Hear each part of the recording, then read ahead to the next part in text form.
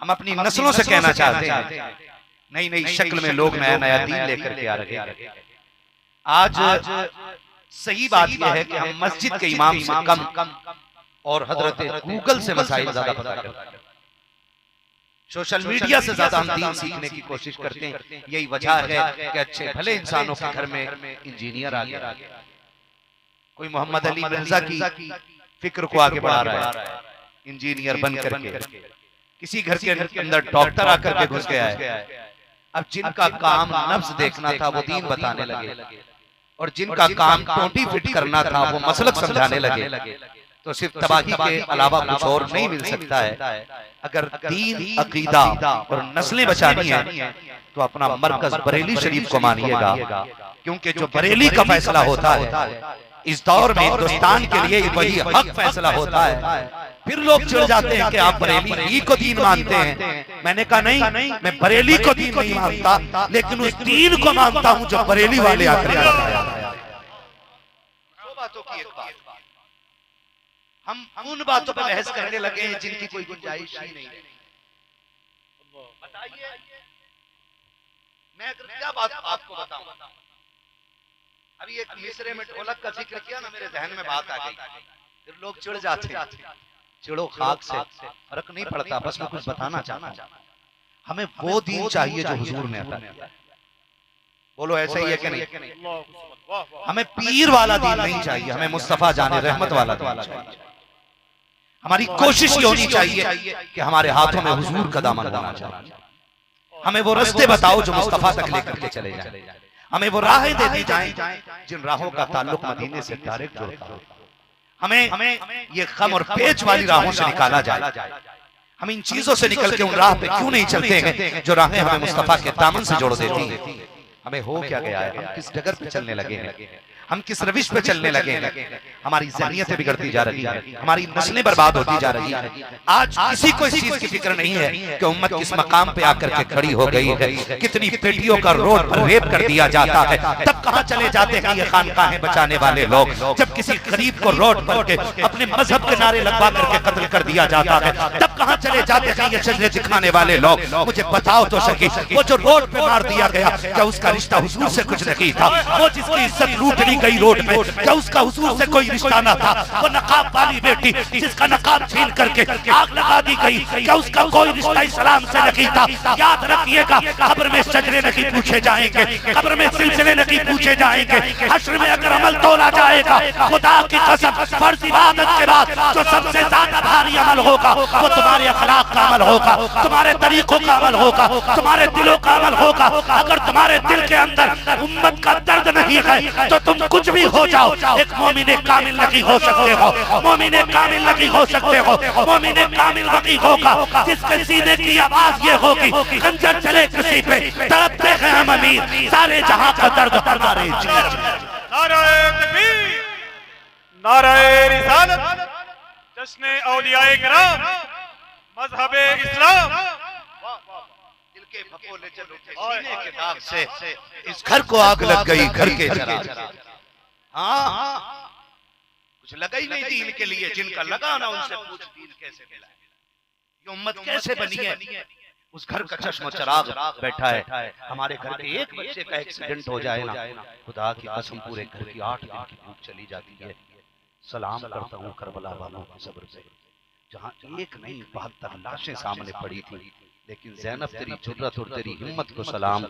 जब खेमे लूटे जा रहे थे ज़ैनब असर की नमाज पढ़ रही थी, जब आग लगाई जा रही थी तब ज़ैनब मगरिब की नमाज पढ़ रही थी। खुदा की कसम, जब हजरत सकीना के थप्पड़ लगाया गया और कान की बाली खींची गई थी, तब अली के घर वाले इशा की नमाज पढ़ रहे थे। खुदा की कसम, तारीख का ये बाप कितना अजीब है। जिनके घर का दीन पे कुछ नहीं लगा वो ठेकेदार बन बैठे हैं, जिन्होंने सब कुछ दीन के लिए लगा दिया है, आज उनकी वैल्यू कुछ नजर में नहीं रह गई है। उनसे पूछो जिन्होंने 6 माह का बेटा देख करके दीन बचाया है, 18 साल का अकबर देख के दीन बचाया है, जिन्होंने मोहम्मद देख करके दीन बचाए हैं। उस हुसैन से पूछो दीन क्या है। खुदा की कसम, तारीख गवाह है। शहर ज़ैनबिया पे चल करके देखो, सैयदा ज़ैनब है, अपने मकान के अंदर है, तबीयत खराब हो जाती है। शोहर नामदार ने कहा था, ए मेरी शरीक हयात, इजाजत हो तो डॉक्टर के पास लेकर के चलो। सैयदा ज़ैनब के जुमले थे, डॉक्टर क्या करेगा कि नब्ज देखेगा, हाथ देख करके मर्ज की तशखीस करेगा, उसके बाद वो दवा देगा। सैयदा ज़ैनब ने कहा था मेरे सरताज फिर तो मुझे रहने दिया जाए। कहा किस लिए? कहा मैं फातिमा ज़हरा की बेटी हूँ, मैंने पर्दा अपनी माँ से सीखा है, मुझे डॉक्टर के पास जाने की जरूरत नहीं है। आपके शोहर ने कहा था ए मेरी शरीक हयात, बात यह है कि डॉक्टर के पास जाने की तुम्हारे नाना के दीन ने इजाजत दी है, डॉक्टर को जाकर के बेटियां हाथ दिखा सकती है। क्या ये बात ठीक है? नाना का दीन बेटी को डॉक्टर के पास जाने की इजाजत देता है, लेकिन दीन का दूसरा पहलू मैंने करबला में हुसैन से सीखा था। मेरा इमाम जब करबला जा रहा था मैदान में शहादत के लिए, तब मेरा हाथ पकड़ के कहा था ज़ैनब मैं देख रहा हूँ सुबह से शहादतों के नजारे देखे हैं, बेटों की कुर्बानियां दी है, भतीजों के कटे जिस्म देखे हैं, लेकिन अब तेरा हुसैन जा रहा है, तू हुसैन को रुखसत कर रही है। लेकिन ज़ैनब ख्याल करना, अगर हुसैन के गले पे खंजर चले मेरी ज़ैनब पर्दा न तोड़ देना, अगर बाजू काट दिए जाए तो मुस्तफा की शरीयत न तोड़ देना। अल्लाह अकबर। सैयदा ज़ैनब ने कहा था सुनो मेरे सरताज, मैं वही ज़ैनब हूँ जो खेमे के अंदर थी, हुसैन सजदे में था, खंजर चल रहा था, ज़ैनब ने 72 दे दिए थे, एक चादर नहीं उतरने दी थी। कहा सुनो मैं फातिमा की बेटी हूँ, सबके लिए ये रुखसत हो सकती है कि वो डॉक्टर को हाथ दिखाए, लेकिन ज़ैनब को इतनी भी इजाजत नहीं है कि वो डॉक्टर को जाकर के हाथ पकड़े। मैं फातिमा की बेटी हूँ, दुनिया को बताऊंगी अगर ज़ैनब का पर्दा ऐसा है तो सोच नबी की फातिमा का पर्दा है। नाराए तकबीर, नाराए रिसालत, फैज़ाने सैयदुश शुहदा, फैज़ाने मखदूम-ए कायनात, फैज़ाने अहले बैत मुस्तफा। आज एक कुर्सी मुकद्दस है। हाय हाय हाय सैयद साहब क़िबला तशरीफ फरमा, इनके कदमों की खाक हमारे सर का ताज। हां मैं एक बात सोचता हूं, कई बार ना लोग जब सैयदों पे तनकीद करते हैं तो ख्याल आता है कभी कभी नूर भाई, लोग कहते हैं फलां सैयद ऐसा, फलां सैयद ऐसा। मुझे याद आता हुजूर ने फरमाया क़यामत में सारे रिश्ते टूट जाएंगे सिवाय मेरी नस्ल के। हुजूर फरमाते हैं मेरा और मेरी औलाद का रिश्ता क़यामत में भी बाकी है, बाकी जब सबके रिश्ते टूट जाएंगे। और फिर बंदा जब किसी सैयद से बात करता है, किसी भी सैयद से, तो फिर मैं एक बात सोचता हूँ, मैं सोचता हूँ कि हम चाहे कितनी भी सजदे कर लें, कितनी भी तस्बीहें सुन लें, वे तो नौकर के नौकर यहीं तक रसाई है, बल्कि उनके दर के नौकर हो जाए तो ये हमारी किस्मत की महराज है। क्या बात हो महशर में मैं सजदे किए जाऊं, तुम हंस के कहे जाओ दीवाना है दीवाना, है ना? इतना तो कर्म करना है चश्मे करीम आना, जब जान लबों पर हो तुम सामने आ जाओ, है ना? ये हमारी आखिरी ख्वाहिश है, जब जान लबों पर हो तुम सामने आ जाना, ये हमारी आखिरी ख्वाहिश है। जरा सोचे मैदान महशर है, हम तो अपने अमल को भी छुपाए फिर रहे, कहीं तोल न लिए जाए। यार तो ये हम तो अमल भी छुपाए फिर रहे, कहीं तोल न लिए जाए, कहीं गठरी न तोली जाए, खोल के न देखा जाए। हमारी नमाजों में कहीं ये शिर्क तो नहीं कि हमने लोगों को दिखाने के लिए, हमारी इबादतों में ये कहीं दिखावा तो नहीं, हमने लोगों के लिए तस्बीह अपनी, लोगों के लिए सजदे किए, लोगों को दिखाने के लिए हमने सजदे लंबे कर दिए। ऐसी नमाजें क़यामत में हम पे मार दी जाएंगी। लेकिन सैयद सादात, मुझे लगता है कि अगर ये कितनी भी मुश्किल में होंगे, अगर एक नज़र सैयदा कायनात की पड़ गई ना और फातिमा ज़हरा इतना कहते हैं क्या हुआ मेरे बेटे, तो फिर सारी किताबें बंद कर दी जाएंगी, है ना? फिर सारी किताबें बंद कर दी जाएंगी, फिर बचने ही किधर है? अगर वो कहते क्या बात है मेरे बेटे, कितनी भी गुनाहगार औलाद है और उन्होंने बेटा कह के आवाज दे दी ना, तो समझ लो फिर दफ्तर तो बंद है ना।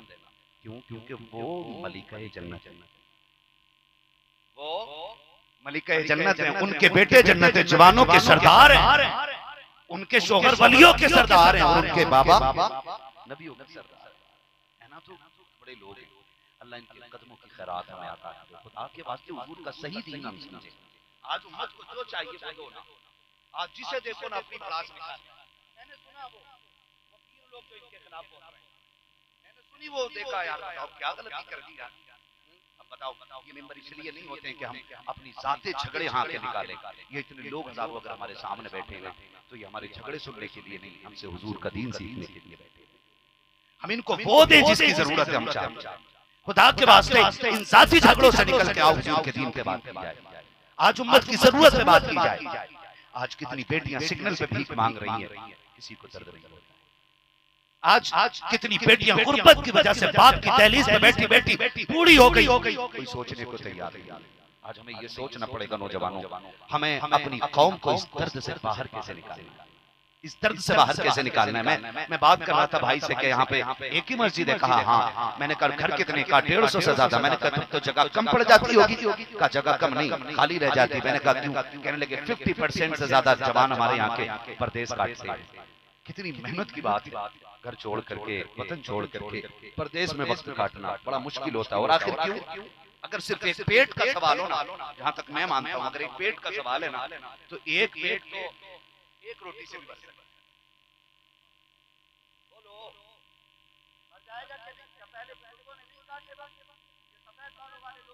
शायद बता दें कि आज जिस कसरत से रोटी मिलती है ना, इनके बचपन में इस कसरत से रोटी नहीं मिलती। न ऐसी सब्ज़ो शादाब खेतियां थी, न इतना पैसा था, लेकिन लोग फिर भी शुक्र के सहारे जीते रहते। कोई शिकवा जबान पे नहीं आती। आज लाखों का मालिक बंदा बने बैठा, फिर भी कह रहा बहुत परेशानी है, दुआ। 1.5 लाख का मोबाइल हाथ में, फिर भी कह रहा दुख। बेहतरीन कई लाख मकान में लगा दिए हैं, लेकिन कह रहा सुकून नहीं है। आखिर क्यों? वो जवान जिनकी जिंदगी अपने शहर की गलियों में गुजरनी थी, उनको परदेश कौन चीज लेके चली? कभी सोचा? आखिर कौन सी भूख है जो हमें अपनों से दूर कर देती? जिन बच्चों को अपने वालिदैन की नजरों में रहना था, आज वो वालिदैन को देखने के लिए तरसते हैं। सारे ही ऐसे नहीं होते जिन्हें माँ बाप से नफरत हो। 98% जवान को ना कहीं भी रहे माँ बाप की याद सताया है। हर वक्त का खाना उसको घर की याद दिलाता है। हम परदेश काटने वाले लोग हैं, और ये सच्ची बात है। आफाक भाई साहब ने कहा कि इनको घर जाना था। वाकई 15 दिन हो गए मुझे घर से निकले हुए। 15 दिन हो गए। मुझे मालूम है बच्चों की क्या ख्वाहिश है, कितनी उनको मेरी याद आती है, या मुझे कितनी आती है। मैं 15 दिन के लिए निकला हूँ तो मेरा बच्चों के साथ दर्द ऐसा है। फिर वो बाप जो 6-6 महीने वतन लौट के नहीं आती, जिन्होंने साल भर परदेश में काट दिया। आखिर ये कौन सी चीज है जो हमें परदेश लेकर के चली गई? मैं कहूंगा शेख साहब निकलो जुब्बा दस्तार के झगड़े से, बाहर निकलो हटधर्मी से, आओ उम्मत का जरा दर्द समझते हैं। आखिर एक रोटी के लिए, एक पेट के लिए पर्दा इतना परदेश तो नहीं काट सकता है। पूछो आकर के जवानों से दर्द पूछो, बता तो सही मेरे भाई इतने महीने से परदेश क्यों काट रहा है? तो वो यही जवाब देता है। अभी बहन का रिश्ता किया था, 6 लाख रुपए रिश्ते में दिए हैं, तब भी लड़के वालों के मुंह सीधे नहीं है। 8 लाख रिश्ते में कर चुके हैं, तब भी लड़के वालों मुंह सीधे नहीं थे। हमें जहेज का इंतजाम करना है। एक जहेज की लानत है कौम के जवानों को परदेश काटने पे मजबूर कर दिया है, माँ बाप से दूर कर दिया है। मैं तो दर्द सोचता रहता हूँ परदेशियों का। कितने बेटे तो ऐसे हैं जो परदेश से जिंदा वापस नहीं आ पाते, कितने ऐसे हैं जिनको अपनों के जनाजे में असर नहीं हो पाते, कितने ऐसे परदेशी हैं जो अपनों के चेहरे जनाजों को सिर्फ फोन पे देख लिया करते हैं। खुदा का वास्ता दे के कहता हूँ वो लोगों अपनी शादियों के खर्चे घटा दो, डिमांडें खत्म कर दो, फ्री की शादियां कर दो, निकाह इतने आसान कर दो कि किसी बेटे को परदेश काटना ना पड़े, किसी भाई को वतन छोड़ना ना पड़े, किसी को बेबसी के दिन देखने ना पड़े कि अपनी माँ के जनाजे को उसे फोन पे देखना पड़े, बाप के जनाजे को वीडियो कॉल पे देखना पड़े। शादियां इतनी सस्ती कर दो कि बेटियां मुस्कुरा के कहे शुक्र रब ने हमें मुसलमान बना दिया है। यहाँ पैसे की कीमत नहीं होती, यहाँ इज्जत वाली बेटियों की कीमत ज्यादा। नाराए रिसालत, जश्न ईद मिलादुन नबी, अज़मते इस्लाम, फैज़ाने अहले बैत मुस्तफा, उर्से मुबारक। सीधी सी बात, उम्मत के मामला ढोलक से हल नहीं होंगे। हाय हाय हाय, उम्मत के मामला तमाशों से हल नहीं होंगे। उम्मत के मामला हल तब होंगे जब हम इनके हल पे बैठ करके गौर करेंगे। इसका क्या मतलब है? आप 4 लोगों लेके मैं 4 लोग लेके ये चल रही है, 4 लोग लेके हजरत चल रही है, 4 लोग लेके साहब चल रही है। बताओ कोई ताकत रह गई 4? अगर ये चारों जो 4 जगह हैं तो 4 चौक, पढ़े लिखे लोग हैं माशाल्लाह, 4 चौक 16, तो फिर एक जगह कितने लोग हो गए?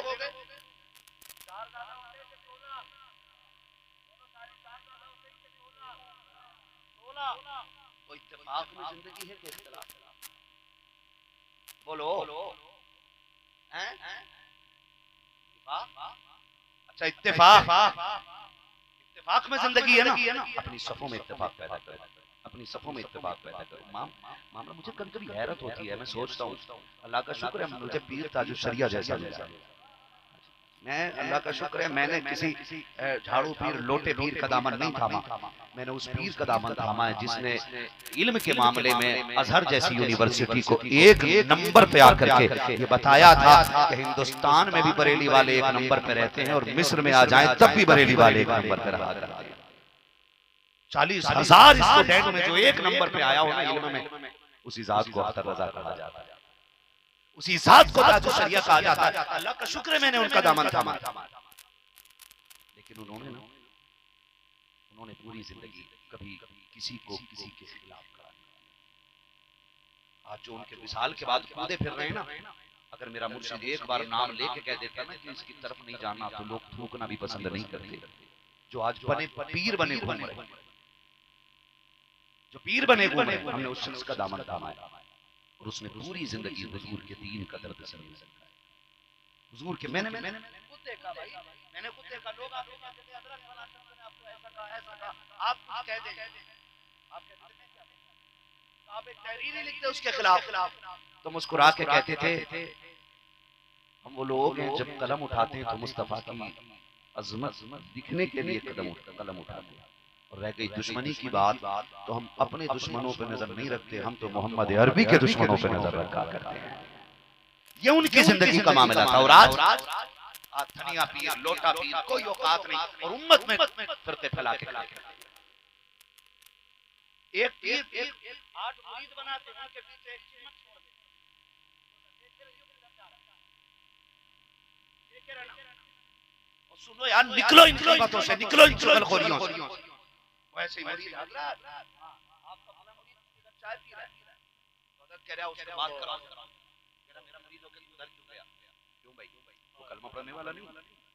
शर्म करें, हमें निकले इन चीजों से, हम अपनी सफों में मोहब्बतें पैदा करें, हमें हुजूर का दीन सीखना है। आज हम कहां खड़े आकर, आज हम किस मकाम पे आ गए? आज उम्मत इस बेचारगी के आलम में है कि आज कोई हाथ पकड़ने को तैयार नहीं, आज हमारे मामलों पे कोई बात करने को तैयार नहीं है।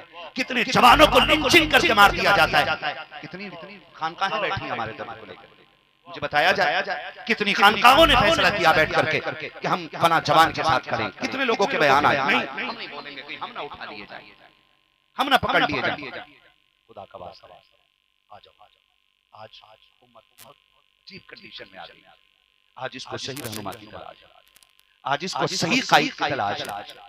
अगर आप हमारे कायद पे इत्तेफाक नहीं करते तो आप अपनी कायदाना फिक्र हमारे सामने रखें। अगर लगेगा कि आप क़यादत के लायक हो तो हम आपको कायद मान लेंगे, और अगर नहीं होना, अगर तुम चिलगुड्डे हो तो फिर मुंह बंद रखो। उम्मत को फिरके में तबाही में मत डालो, अलग अलग मुरीदों की सब खड़ा करके तुम उम्मत में तकसीम पैदा ना करो। समझ रही मेरी? आपसे भी मेरी कितनी दूर है। कभी कभी दुख होता है, कभी कभी तकलीफ होती है, बात हुजूर की आ जाए तो कुछ नहीं, बात झोला छाप पीर की अगर आ गई तो कपड़े फाड़ के। कायनात में सबसे बड़े पीर को मोहम्मद रसूलुल्लाह कहा जाता है। उनसे बड़ा पीर कोई है कि नहीं? मेरा इमाम तो कहता वो जो न थे तो कुछ न था, वो जो न हो तो कुछ ना हो, जान है वो जहान, जान है तो जान। आपका बड़ा मजबूत है, कमजोर हमारा वाला भी। आपको भी याद है ना हज़रत का शेर, वो जो न थे तो, वो जो न थे तो, वो जो न हो तो, जान है वो जहान की।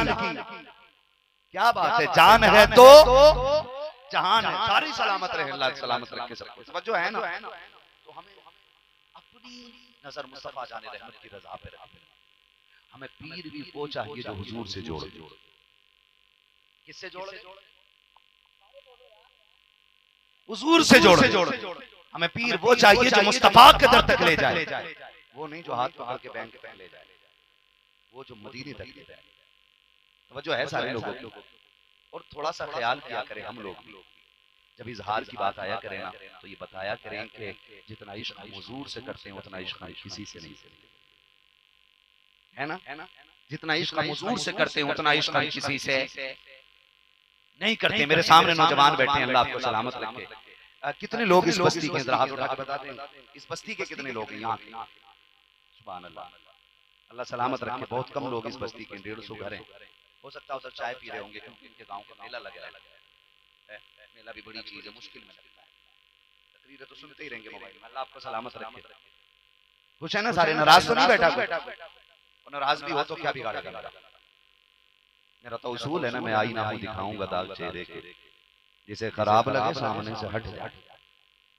ना चापलूसी करनी है ना चमचागिरी करनी है। जो बात हो ना खुल के होनी चाहिए। दो रंगी छोड़ दे, एक रंग हो जा, सरासर मोम हो जा या सरासर सरासर मोम हो जाओ या संग हो जाओ। ये दोनों चीजों में लिपड़ा चिपड़ी अच्छी नहीं। इसी को हम सूले कुल्लियत कहते हैं। और इसी सूले कुल्लियत को मिटाने के लिए रब ने अख्तर रजा को पैदा किया। अख्तर रजा मजार में है, लेकिन फिक्र आज हर सुन्नी के सीने में जगमगा रही है। यहाँ पे है ही नहीं तो रंगी पर, यहाँ तो एक नंबर वाले सुन। एक नंबर वाले ना, एक नारा मैं लगा लूं जवाब मिलेगा। इश्क मोहब्बत, इश्क मोहब्बत। क्या बात है? मेरा भाई ना एक नारा लगा रहा था इधर से, जवाब कह रहा था प्यार मोहब्बत, प्यार मोहब्बत। बड़ो कम बोले लोग, प्यार मोहब्बत, प्यार मोहब्बत। हाँ जी चाचा, लोग ये सोच रहे हैं ना हम तो बड़े बूढ़े हो गए, अब हमें क्या नारा लगा। खैर आप बैठे, आपकी बड़ी मेहरबानी। आपको इस वक्त बिस्तर में होना चाहिए था। मोहब्बतों का शुक्रिया आपका। आप जैसे बुजुर्ग अगर कौम को मिल जाए तो जवान सीधे चल सकते। लेकिन कई बार ना मैंने देखा कमर झुकी पड़ी है और गांव के किसी स्लिप पे बैठ के ना रील देख रहे आप।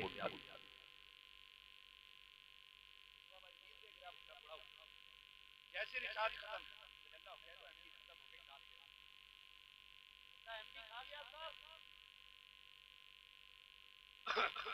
तो कह रहा मौलवी दीन नहीं फैला रहे, एमपी खा ले तू और दीन फैलाए मौलवी। अब बुढ़ापे में यार कम से कम बच्चे हैं ना, मौत का कुछ पता है भाई, मगर कम से कम बच्चों को ये रहता है ना कभी जवानी आनी है, जवानों को ये रहना है कभी बुढ़ापा आना है। बुढ़ापे के बाद किधर जाना? बोलो कोई और स्टेप है? नहीं है ना जिंदगी की आखिरी रह जाती है किधर? मौत मौत मौत मौत। बड़े बूढ़ों को लोग कहते हैं आज जिंदगी, आप देखें जिंदा लोग ज्यादा नजर आते हैं लेकिन कब्रों में मुर्दा ज्यादा लेटे हैं। हमने किसी ने बहलूल दाना से कहा था, एक आया बहलूल दाना से आके कहने लगा कि आबादी किधर है? आपने फरमाया कि हज़रत इब्राहिम बिन अदहम से किसी ने आके कहा आबादी किधर है? आपने कहा कि आगे चले जाओ। आगे गया तो कब्रिस्तान था। उसने आके डंडा मारा सर में और कहने लगा पागल समझता है मुझे कब्रिस्तान भेज दिया और तू मुझसे कह रहा है आबादी है उधर। तो आपने फरमाया पागल मैं नहीं, तू है। आबादी उस जगह को कहते हैं जहां से लोग कहीं ना जाएं। कहने लगे वो जगह जहां लोगों को पड़ा रहना वो सिर्फ कब्रिस्तान है, और जिसे तू आबादी समझता है वो आबादी नहीं। जाके देख कितने घर उजड़ गए, कितने घर वीरान हो गए। अल्लाह अकबर। हमने क्या समझा गए? किसी ने इमाम गजाली से कहा था हजरत आप नसीहत फरमा दीजिए। इमाम गजाली ने कहा था बता तेरे खानदान में तेरे परदादा थे कि नहीं? कहा हाँ थे। तो कहा फिर क्या हुआ? कहा हजरत उनका इंतकाल हो गया। कहा फिर उनके बेटे थे? कहा हाँ। फिर वो किधर है? कहा वो भी इंतकाल कर गए। उनके बाद तुम्हारे बाप का वो भी इंतकाल कर गए। अच्छा तुम्हारे जो नाना थे हजरत जी वो भी इंतकाल कर गए। कहा वो तुम्हारे जो बड़े भाई थे उनका क्या बना? कि वो भी इंतकाल करके। कभी जो तुम्हारा खूबसूरत बेटा था उसका क्या बना? आपने फरमाया उस बेटे का क्या बना जो तेरा जवान बेटा था? उसने कहा उसका भी इंतकाल हो गया। तो इमाम गजाली ने कहा था अब मैं उसको क्या नसीहत करूं जिसको सैकड़ों जनाजे न समझा सके, हजारों कब्रें न सिखा सकी। वो खुदा का वास्ता दे के कहता हूं जब दिल काले हो जाया करे तो कब्रों के चक्कर लगा लिया करो। खुदा की कसम औकात याद आ जाती है जब टूटी कब्रें देखते हो, जब गिरे तख्ते देखते हो, कब्रों की हड्डियां देख करके हैसियत का पता चल जाता है। कब्रें चीख के कहती है हद में आ जा, औकात में आ जा, अपने आप को पहचान ले। हुए नाम पर बेनिशान कैसे कैसे, ज़मीन खा गई आसमां कैसे। नारे तकबीर, नारे रिसालत, मुहाफिज़ीन मसलके आला हज़रत, अवामे अहले सुन्नत। आज दिल तोड़ते डर नहीं लगता जी, सुभान अल्लाह। दिल तोड़ते डर हाय नहीं लगता। मुझे तो लगता ही नहीं है बड़े किधर रह गए। मिंबर से लेके नीचे तक की कहानी। अगर मिंबर पे बैठे बड़े की चापलूसी न की गई तो अपने जुमलों में ऐसी कैंची चलाता है कि छोटों को दिल के टुकड़े करके रख देता है। ये कंडीशन है, मिंबर से लेकर नीचे तक आज दिल बड़े तंग हो गए। इन दिलों में कुछ आदमी का जहर घोलते हैं लोग, जहर से तकी और इतना कड़वा बोल देते हैं कि आदमी आखिरी सांस तक नहीं बोल पाता है। ऐसी जहरीली ज़बानें लोगों की हो गई। महबूब अलैहिस्सलाम की बारगाह में सहाबी आए, या रसूल अल्लाह, फलां मोहल्ले में खातून रहती है, बड़ी नमाजों की पाबंद है, बड़ी रोज़ों की पाबंद है, मगर हुजूर उसकी ज़बान बड़ी तल्ख है, बड़ा कड़वा बोलती है। हुजूर ने फरमाया वो जहन्नम में जाएगी। किधर जाएगी? सुन रहे मेरी बात? ये कितना वजन होता है ज़बान में?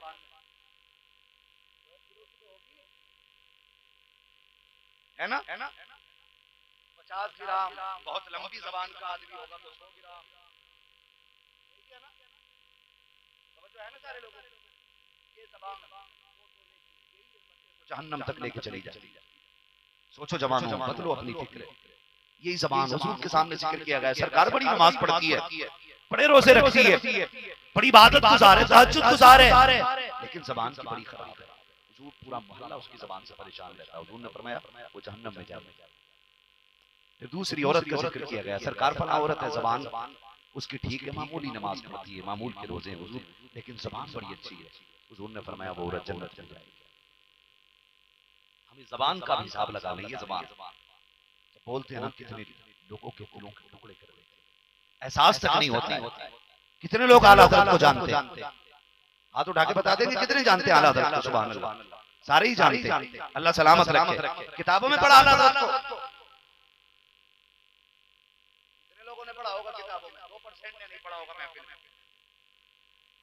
किधर से जाना? जलसों से जाना है। सुभान अल्लाह। जो लोग ये बात करते हैं ना जलसे बंद कर देने चाहिए, मैं कहता हूँ जलसे अगर बंद हो गए ना तो आप जो है ना बुजुर्गों की जो उनकी जिंदगी है ना, तो आप 2% लोगों तक पहुंचाएंगे, बाकी 98% लोगों तक जो दीन पहुंचता है वो मिंबर से पहुंचाएंगे। ये जो जलसे कराए जाते हैं ये रायगा नहीं जाती, इन्हीं जलसों की बरकत होती है जो सरों पे टोपियां नजर आती है। इन्हीं जलसों की बरकत होती है जो हमारे बच्चों को बुजुर्गों के नाम याद हो जाते हैं। इन्हीं महफिलों की तो बरकत होती है जो आज आला हज़रत का नारा एक जवान उठ के लगा के कहता है इश्क मोहब्बत, कौम चीख के कहती है आला हज़रत। ये कहां से सीखा हमने? जलसों से सीखा। तो अल्लाह का शुक्र है हम सब आला हज़रत को मानने वाले लोग हैं, लेकिन पढ़ें आला हज़रत। हर रज़वी से कहना चाहता हूं, सिर्फ नारा लगा लेना काफी नहीं, आला हज़रत को समझना भी जरूरी है। आला हज़रत कैसे आली? तकरीबन 1300 से ज्यादा किताबें आला हज़रत ने। बोलें सुभान अल्लाह।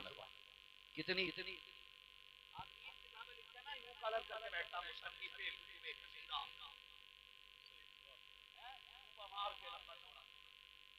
मुसन्निफ़े कुतुबे कसीरा, जबकि चुराई होती है उसने बहुत सारी किताबें दूसरों की कसीदा, इधर उधर से चुरा के किताब लिख रहा। और आला हज़रत 1300 से ज्यादा किताब लिखने वाली जात और सुन्नतों का ऐसा आमिल जो सोता भी था तो मोहम्मद बन के सोया,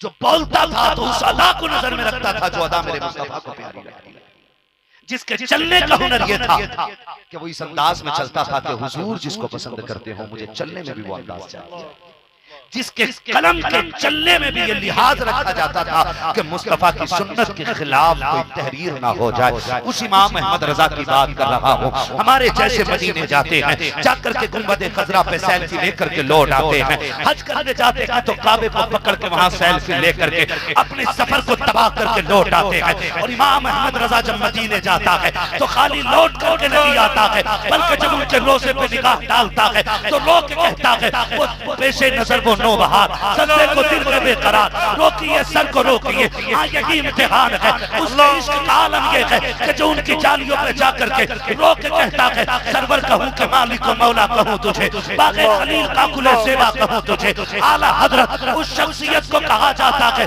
जो मदीने जाता है अपनी बेबसी को ऐसे बयान करता है वो सुबह लालाजार फिरते हैं, तेरे दिन बहार फिरते हैं, जो तेरे दर से यार फिरते हैं, दर बदर योगी खार फिरते हैं, कोई क्यों पूछे तेरी बात रज़ा, तुझसे कुत्ते हजार फिरते हैं। नाराए तकबीर, नाराए रिसालत, मसलके आला हज़रत, फैज़ाने आला हज़रत, जश्ने औलियाए किराम। भाबड़ों की तो मैं बात ही नहीं करना चाहता, इससे तो मनहूस नाम कायनात में कोई हो ही नहीं। हाँ, ज़बान खराब हो जाए, मुंह मकरू लगने लगता है इसका नाम।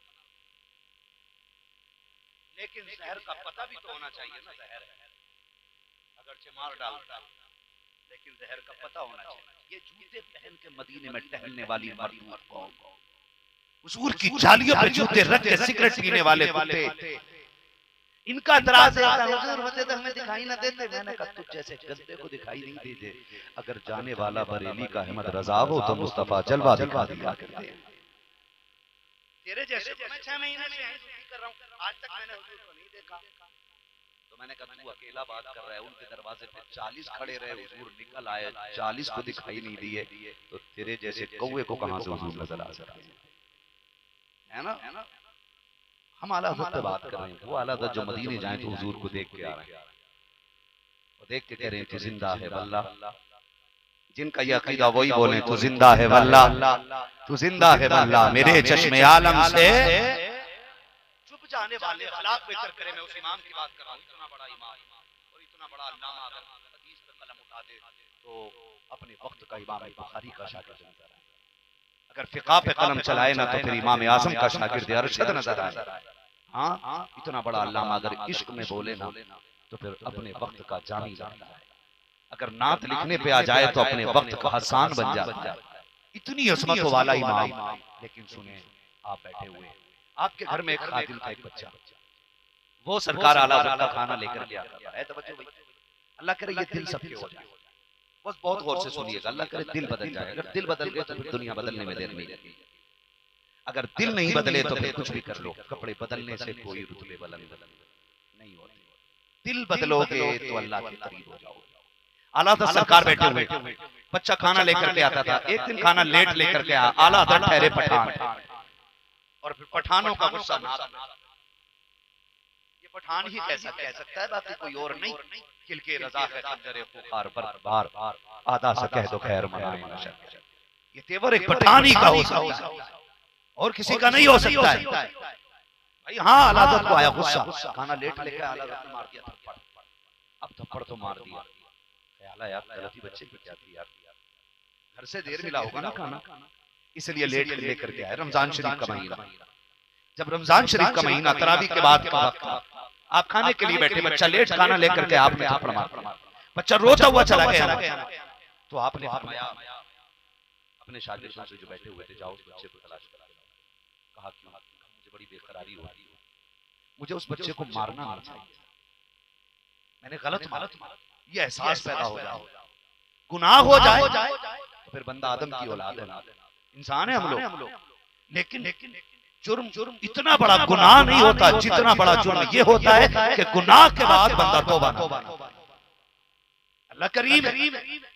आपको लगा कि मैंने गलत मार दिया बच्चे को, आपने कहा जाओ बुला के लाओ। अल्लामा बिहारी ज़फरुद्दीन बिहारी को भेजा, जाओ तलाश करके लाओ। अल्लामा ज़फरुद्दीन बिहारी गए, जाके तलाश करके आगे, बच्चा कहीं नहीं मिला। जब बच्चा नहीं मिला, खाना आगे रखा रहा। आपसे कहा अल्लामा ज़फरुद्दीन ने, हुजूर खाना खा लेना। कहा नहीं, खाना हलक से नहीं उतर रहा, पहले उस बच्चे से बात करूंगा, उसके बाद खाना खाया जाएगा। अल्लाह अकबर, तारीख गवाह है, मैं हुजूर के सहाबा का जिक्र नहीं कर रहा हूँ, बरेली के अहमद रजा के अखलाक का जिक्र कर रहा हूँ। आज 4 किताबें पढ़ने के बाद किसी की ऊंची आवाज सुनना गवारा बंदा नहीं करता है। सरकार आला हज़रत की जिंदगी देखिए, आपने कहा जब तक बच्चे से बात नहीं हो जाती तब तक अहमद रजा खाना नहीं खाएगा। फिर वही बच्चा लेकर के शहरी में जब खाना आ रहा है, तब सरकार आला हज़रत की बारगाह में आकर के कहा था, नीचे हज़रत खाना लेकर के आ गया हूँ। मेरे इमाम ने हाथ पकड़ा और कहा, बेटे तू रात भर कहाँ रहा था? सरकार आपने थप्पड़ मार दिया था, मैं कोने में जाकर के लेट गया था, रोते रोते आंख लग गई थी। हज़रत जी मैं अब खाना लेकर के आ गया हूँ, खाना खा लीजिए। आला हज़रत ने कहा नहीं, हमें खाना नहीं खाना है।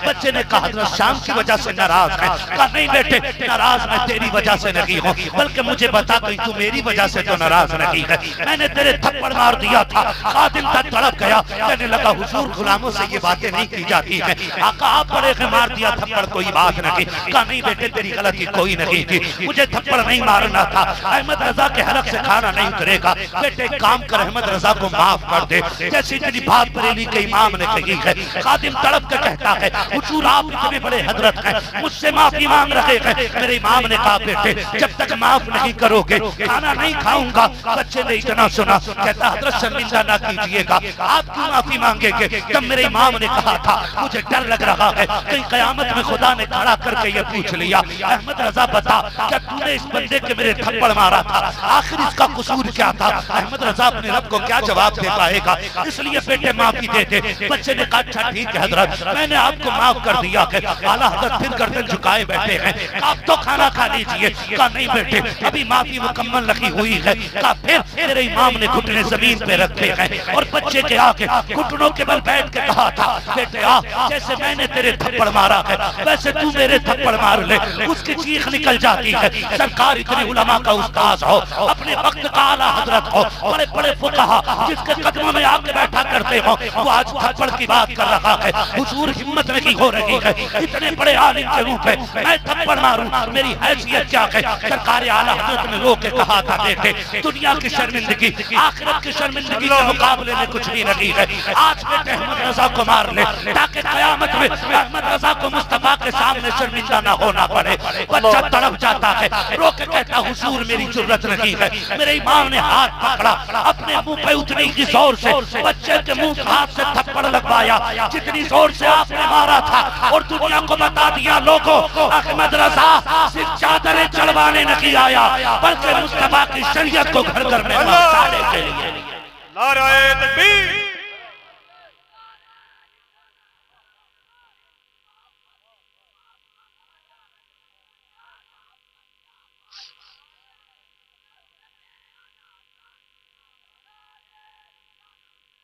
अल्लाह आपको सलामत रखे, खुदारा गलती हो जाया करे माफी मांग लिया करो। किसी का दिल तोड़ दिया है ना तो राजी कर दिया करो, देर नहीं लगती। आज तो माफ कीजिए कर सके बाप से बेटा माफी मांगते हुए कहता मैं क्यों मांगू, मुझे शर्म लग रही। बड़े भाई से माफी मांगते हुए कहता मैं माफी क्यों मांगू? वो जिस बाप का लहू उसके अंदर है वही मेरे अंदर है, मैं कोई कमजोर नहीं हूँ। वो भाई माफी कमजोर नहीं मांगा करते, माफी ताकतवर लोग मांगा करते। कौन लोग मांगते माफी? बोलो सारे। ताकतवर लोग माफी मांगा करते हैं। भाई अगर किसी का दिल टूट गया है तो आज ही माफी मांगे, आज ही माफी मांगे। हम मसला के आला हज़रत वाले लोग हैं, हम दुनिया को बताएंगे हम आला हज़रत को नारे के जरिए भी मानते हैं और मुस्तफा के दिए हुए तरीके के जरिए भी आला हज़रत को मानते हैं। और जिन लोगों ने ये बात कही है ना आला हज़रत पे, उन कुत्तों को क्या पता। मैं तो ये समझता हूँ आला हज़रत ने जितना लिख दिया है ना अब कयामत तक उसके अलावा अगर ना भी लिखा जाए तो जिंदगी गुजारने के लिए जितना आला हज़रत ने लिख दिया है काफी। वो है कहा था किसी ने कहा था कि वादी रजा की कोई माला रजा का है, जिस संत से किए वो इलाका रजा का है। औरों ने भी लिखा है बहुत इल्म दीन पर, जो कुछ है इस सदी में वो तन्हा रजा का है। अशरफ अली के हुक्म इमामत से है आया, मस्जिद किसी की भी हो मुसल्ला रजा का है ना। बस आपसे इतनी गुजारिश है, आप दिल नरम करने। और जवानों से मेरी गुजारिश है खुदारा हम कितना बंसवत परदेश रहते हो, बाहर रहते हो, मौत का कुछ नहीं पूछता है कब आ जाए। कितने जवानों की खबर आती है ऊपर छत पे काम कर रहा था गिरा मर गया, कोई एसी का काम कर रहा था करंट लगा मर गया, घर से गए थे 1000 ख्वाब लेकर के सिर्फ लाश बन के लौटे। नहीं पता यार हमारी भी जिंदगी रहे न रहे। खुदा के वास्ते कम से कम इतना करने के अपने चेहरे ऐसे बना लें जैसे चेहरे हुजूर को पसंद आते हैं, है ना। मैं तो बुजुर्गों को देख रहा हूँ बाल सफेद हो गए लेकिन चेहरों पे दाढ़ियां नहीं है। अब किस चीज का इंतजार है? मलकुल मौत आएंगे तब यकीन होगा कि हम मरने वाले हैं। खुदा के वास्ते जवानों से भी कहना चाहूंगा जो हुजूर की सुन्नत सजा लो, दाढ़ियां चेहरों पे रख लो और अपने रिश्ते मस्जिदों से मजबूत करेंगे इंशाल्लाह, करेंगे इंशाल्लाह, वादा करें इंशाल्लाह। दाढ़ी और सजदे इतने मजबूत थाम लो, इतने मजबूत थाम लो कि फिर किसी सहारे की जरूरत न रह जाए। ये जो साहिब मजार लोग हैं ना, जितने भी मजारों में लेटे बुजुर्ग हैं, इनमें से एक भी बुजुर्ग ऐसा नहीं मिलेगा जिसकी दाढ़ी ना हो, एक भी वली ऐसा नहीं मिलेगा जिसकी पेशानी में सजदों का नूर ना हो। जब हम ही वलियों को मानने वाले लोग हैं तो हमारे ही पास दोनों चीजों की कमियां हैं। हमारी मस्जिदें हमारे सजदों से आबाद रहनी चाहिए। और याद रखो नौजवानों, तवज्जो है सारे लोगों की। बता दूं 2 मिनट एक बात हो, अल्लाह आपको सलामत रखे और ऐसे अमल कर जाओ ना कि जब हम मरें तो हुजूर मुस्कुरा के हमारी कब्र में जलवा करवाए। इतना कर लो, आखिर मौत है, आखिर कोई बहुत ज्यादा लंबी जिंदगी।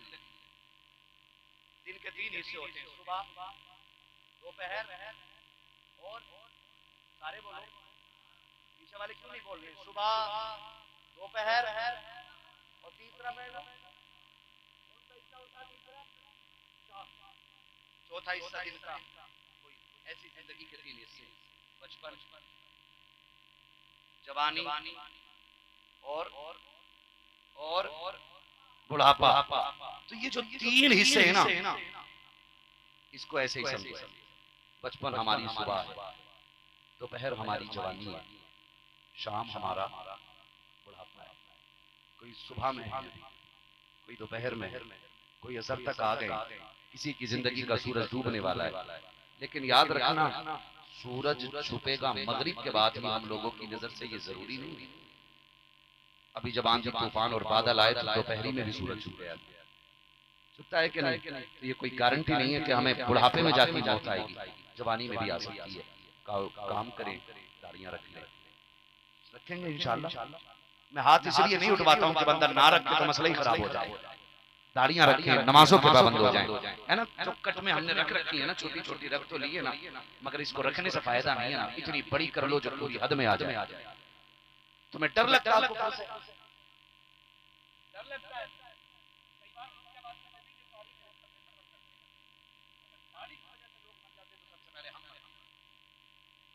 क्योंकि हम 365 दिन सफर में रहते हैं। लेकिन इस दाढ़ी की बरकत आप जानते हो? जहां बैठ जाओ ना, बंदा आराम से देखता है। एयरपोर्ट पे था, मैं बस में था, वो जो एयरपोर्ट के अंदर बसें चलती है ना, फ्लाइट तक लेके जाने वाली, मैं उस पे एक सीट पे बैठ गया। पूरी बस वाली मेरी करवट में कोई बैठने नहीं तैयार नहीं। मैंने कहा शुक्र है दाढ़ी तेरा, पूरी सीट पे अकेले कब्जा करा दिया। तो कम से कम दाढ़ियां अपने चेहरों पे रखें।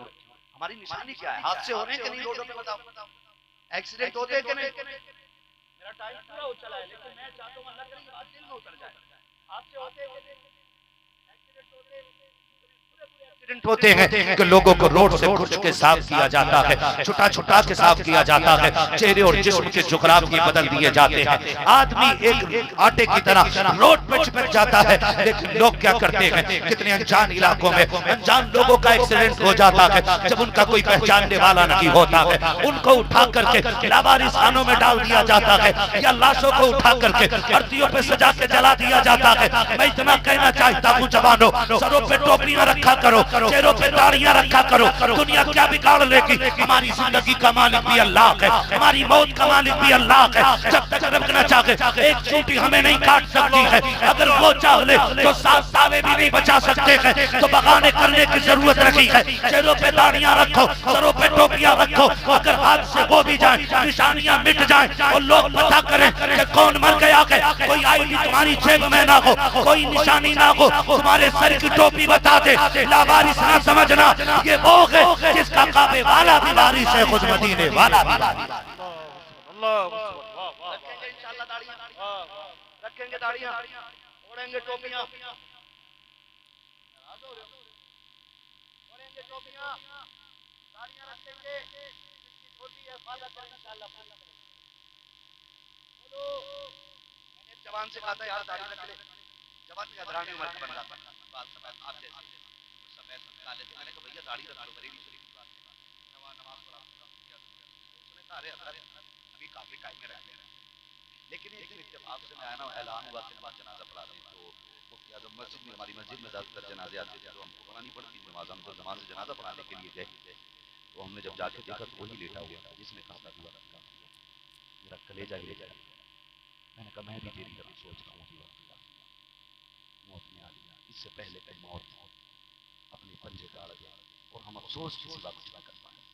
दाढ़ियां इतनी बड़ी कर लो, कब्र में जब लेके जाएं तो हुजूर देख के मुस्कुराएं, फरिश्ते कफन हटाएं और कहीं सवाल करें तो हुजूर कहें कि मत पूछो, देखते नहीं हो चेहरे पे मेरी सुन्नत सजा के आया है ना। फरमाया गया कि बाज़ बुजुर्गों ने तो यहाँ तक कहा है अपनी महफिलों में, उन्होंने कहा कि जब बंदा दाढ़ी लेके कब्र में जाता है तो फरिश्ता कफन मुंह हटा के, मुंह से कफन हटा के कहता है कि चलो इससे सवाल करें, इसे उठाएं। दूसरा कहता है यार छोड़ो ना, चेहरे की दाढ़ी बता रही है मोहम्मद अरबी की गुलामी करके दुनिया से आ रहा है।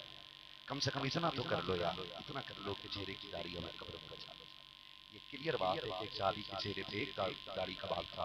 हुजूर उसे देख के बहुत मुस्कुराते थे। एक दिन उनको लगा कि शायद हुजूर मजाक करते हैं, हंसते मेरे एक बाल को देख के उन्होंने वो बाल अपना तोड़ दिया। जब आए हुजूर ने चेहरा फेर दिया, एक बाल था उनका वो तोड़ दिया तो हुजूर ने चेहरा फेर दिया। उन्होंने कहा सरकार गलती क्या हुई? कहा दाढ़ी का क्या बना? कहा हुजूर मैं ये सोचता था कि आप मेरी दाढ़ी के बाल को देख के मजाक बनाते, इसलिए मैंने वो दाढ़ी का बाल तोड़ दिया। हुजूर फरमाते हैं मुझे तेरा चेहरा अच्छा नहीं। अगर एक बाल सहाबी तोड़ दे, हुजूर चेहरा फेर लें, जो रोज जुमे को अपनी दाढ़ी मूंद के नाली में बहाए और फिर कहे कि मैं नामों से रिसालत का पहरेदार हूँ, हुजूर की इज्जत का पहरेदार हूँ, मैं हुजूर का आशिक हूँ, तो आईने के आगे उसे खड़े होकर 100 बार सोचना चाहिए मैं कैसा आशिक हूँ, रोज सुन्नत को मुंडा के नालियों में बहाता हूँ। क्या मुझे आशिक कहने का हक है? अपने आप को अगर चाहते हो कि आशिक कहलाओ और बन के भी दिखाओ तो अपने चेहरे पे हुजूर की सुन्नत सजा लो और जाओ। गारंटी है, फरमाया गया जिनकी दुआएं कबूल ना होती हो वो दाढ़ी हाथ में लेके हाथ में उठा के कहें अल्लाह इस दाढ़ी के सदके में मेरा काम पूरा कर दे। फरमाया गया हाथ नीचे बाद में आते हैं, मकबूलियत की सनद अल्लाह अर्शों से पहले आता है। इतनी बड़ी चीज है ये दाढ़ी। आज रखेंगे ना इंशाअल्लाह, रख लीजिएगा इससे पहले रख लीजिए दाढ़ी, कम से कम एक अलामत तो हुजूर की। इसी की तरफ मेरे इमाम ने कहा था लहद में इश्क रुखे शह का दाग लेके चले, अंधेरी रात सुनी थी चराग लेके चले, तेरे गुलामों का नक्शे कदम है राहे खुदा, वो क्या भटक सके जो ये सुराग लेके चले। है ना, इन बुजुर्गों की महफिल से ये सीखना, हुजूर से ये साहब खुदा तशरीफ फरमाए। आप इनके चेहरे को देखिए, कहते लोग वक्त नहीं आया, वक्त आएगा तब दाढ़ी रखेंगे, अब वक्त मौत का आना बाकी तो सारे वक्त आ चुके हैं, अब कोई वक्त बाकी नहीं है। अल्लाह हम सबको बुजुर्गों की निस्बतों और उनका एहतराम करने की तौफीक अता फरमाए, हमें बुजुर्गों के नक्शे कदम पे चलने की तौफीक अता फरमाए। अरकान कमेटी को अल्लाह दिन दूनी रात चौगुनी तरक्की अता फरमाए। ज़बान मीठी कर लीजिए, लोगों को तकलीफ देने से बचिए। अगर कोई रूठा बैठा है उसे मनाने की कोशिश कीजिए और कोशिश कीजिए जब तुम दुनिया से जा रहे हो तो कोई जनाजे के पीछे गाली देने वाला ना हो, कोई तुम्हें बुरा कहने वाला ना हो। एक दो बंदे ऐसे तैयार कर जाइए कि जब जनाजा जा रहा हो वो तुम्हें देख के रोएं और ये कहें कि इतना अच्छा बंदा चला गया है, अब दिलों के हाल कौन सुनेगा। एक बंदा ऐसा अपने पीछे छोड़ जाइए, फिर खुदा की कसम तुम्हें मर के कब्र में आने में देर लगेगी, रब को कब्र को जन्नत बनाने में देर नहीं लगेगी। बस जो हुए खिलाफ उनको माफ फरमाए रब कायनात। जिंदगी ने दिया साथ, फिर होगी मुलाकात, जवान रहा फूल खिलेंगे, जिंदगी रही फिर मिलेंगे, मुसाफिर हम भी मुसाफिर हो तुम भी, किसी मोड़ पर फिर मुलाकात होगी। सारे लोग कलमा शरीफ पढ़ लीजिए, ला इलाहा इल्लल्लाह मुहम्मदुर रसूलुल्लाह अस्तगफिरुल्लाह रब्बी मिन कुल्ली ज़ंबिन व अतूबु इलैहि व मा अलैना इल्लल बलाग। अस्सलामु अलैकुम व रहमतुल्लाहि व बरकातुहू।